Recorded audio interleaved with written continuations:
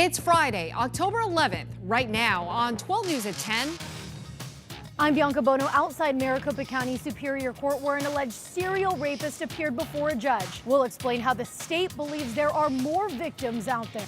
I'm Chase Whiteley in Arcadia, where those living in this neighborhood say they're being overrun by coyotes.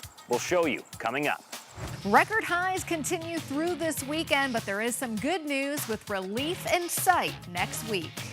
And it's a busy night for Arizona sports. We're talking ASU football and Suns preseason action while getting you ready for another week of Friday Night Fever. 12 News at 10 starts now. We begin tonight with a case that we've been following for more than a year now. An accused serial rapist appearing in court today for a key evidentiary hearing that could potentially allow for 2 additional alleged victims' stories to be included in his case. Good evening, and thanks so much for joining us for 12 News at 10. I'm Tram Mai. Mark and Caribe have the night off. James Estep was arrested on 30 felony counts last year, accused of assaulting or attacking at least 6 victims. 12 News journalist Bianca Bono listened to today's hours-long hearing and is reporting from Maricopa County Superior Court.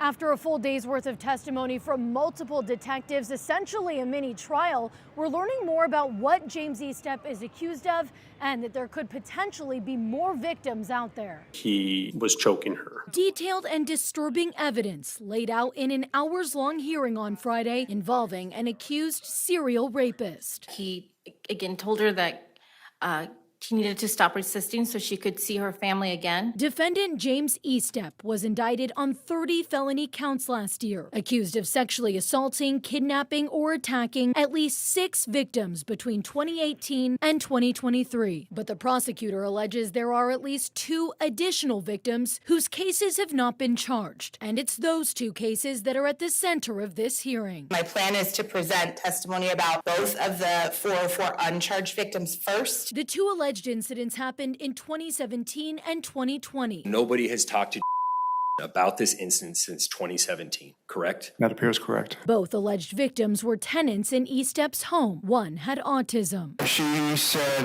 that he pushed her head down. The state's attorney is asking the judge to allow information from the uncharged alleged incidents to be included in the current case against Estep. So on Friday, they called detective after detective to testify what they say Estep did in their jurisdictions. She could not breathe and telling her that she could do it passed out. In that incident, he was choking her. Last year, the Maricopa County Attorney's Office faced criticism because prior to his August arrest and lengthy indictment, Estep had been arrested twice before. Both times, charges didn't stick, and he was released, only to allegedly offend again. The final straw, allegedly picking up a minor at a light rail stop, offering her a ride home, then sexually assaulting her. Placed his foot on her neck, stomped her neck, and that he punched her several times in the face. She noted that he choked her and strangled her. One of the final witnesses called to the stand was a clinical and forensic psychologist. She reviewed the alleged serial rapist's police reports. The behaviors would indicate there's a propensity to sexually rape or have non-consensual sadistic sex with partners. And the judge not making a ruling just yet. This case will continue next Friday. Now, the defense has filed a motion to sever the counts, meaning if granted, there will have to be a separate trial for each alleged victim. We're in Phoenix. Bianca Bono, 12 News. Bianca, thank you. New tonight, the disappearance of a Prescott Valley man is now being investigated as a homicide.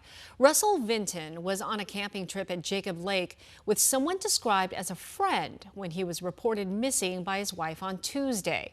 The Coconino County Sheriff's Office says that they investigated his campsite and they didn't find his truck or trailer, but they did become suspicious about his welfare. They would later find his truck in Lake Havasu City in the possession of 61-year-old Patrick Champion, who opened fire on officers and was shot and killed in the exchange.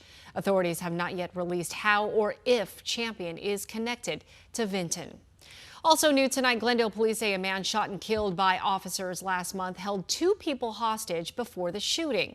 Police released new video of the incident from September 4th today. 37-year-old Carl Komorowski had barricaded himself inside of a home near 59th Avenue in Thunderbird, violating an order of protection by his wife. When police try to enter the home, Komorowski can be seen on video coming out of the back door there and raising a weapon at officers. That's when police fired the fatal shots. The incident remains under investigation, including a separate review of the officers' use of force. Well, right now we want to check in with meteorologist Lindsay Riley for your weather impact forecast. And Lindsay, this stretch of record-breaking heat just will not let up. Yes, but at least we now see the end coming up in our 7-day outlook. But it's not going to happen this weekend. We can expect record highs Saturday, Sunday, and Monday. Today was the 18th day in a row of record highs every day. 104 this afternoon. We beat the old record by 2 degrees. That was a record set back in 1991. We should be in the low 90s. And when this stretch is all said and done, it'll be 21 days in a row of record highs. We started setting records on September 24th, and we've done it every single day, and we'll likely do it through Monday. And then comes some relief. And now if you're heading up to the high country to check out some leaves this weekend, things starting to turn around Flagstaff, but we're seeing even more fall colors in the inner basin as well as Oak Creek. But the White Mountains this weekend seeing near peak conditions, and the weather is going to be beautiful. I'll map out who's going to be setting records this weekend coming up in my full forecast. Tram. Love those fall leaves. All right, Lindsay, thank you. Let's get to an update now on the flood fire that's burning in Pinal County near South Palo Verde Ranch Road and East Chief Butte Road. People living in the Butte neighborhood have been downgraded to a ready status. The Pinal County Sheriff's Office says people who own livestock can also bring their evacuated livestock back home. So far, the fire has burned at least 4,400 acres and is now 60% contained. Well, we've got a reminder: if you use public transportation, Valley Metro will no longer accept paper passes starting October 28th. Valley Metro will switch to a new card payment system called Copper Card. Now, if you still have questions, you can head on over to the Valley Metro website at valleymetrofares.org. From there, you can create an account. Also, you can learn more about reduced fares for people 18 and under, as well as seniors and people with Medicare card and disabilities. New at 10, a Valley neighborhood says it's been overrun with those right there, coyotes. And look at that on the roof. Yeah, their pets, and even in some cases, have been killed because of the wild animals just hopping into their backyard. 12 News journalist Chase Golightly spoke with those neighbors in Arcadia this evening who say they are desperate for solutions. The problem has gotten so bad that a state lawmaker is now getting involved. Neighbors telling me they're afraid to take their kids and dogs out for walks at night because they say there's a real possibility you might run into one of them. From the streets to the tops of homes, neighbors say packs of coyotes can be seen roaming their Arcadia neighborhood near Indian School and 56th Street. Oh, we're seeing them in everybody's yards. Jan Saponaro says she's had a few run-ins with them. I've seen them walk through alleys with big cats hanging out of their mouth. Even claiming at one point she was chased by 3 coyotes while out for a walk. Ran into a neighbor's house, and that was the start of my fearfulness in the neighborhood. They've had coyotes before, but they've never seen this many.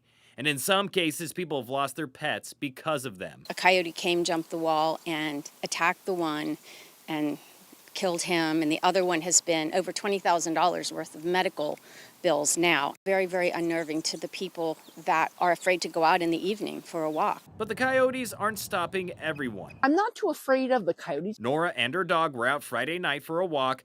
While she's not worried, she understands people's concern. I mean, if they have their own small dogs, you have small children, I think you can get kind of nervous about them. Neighbors have taken action. We hired a trapper, and we only caught one. So that didn't work. Arizona Game and Fish has also been out. I think they caught one. Game and Fish says coyotes will take advantage of any food source, from pet food to pets themselves. For those who do come across one, they recommend making loud noises, which is why some neighbors are carrying these around.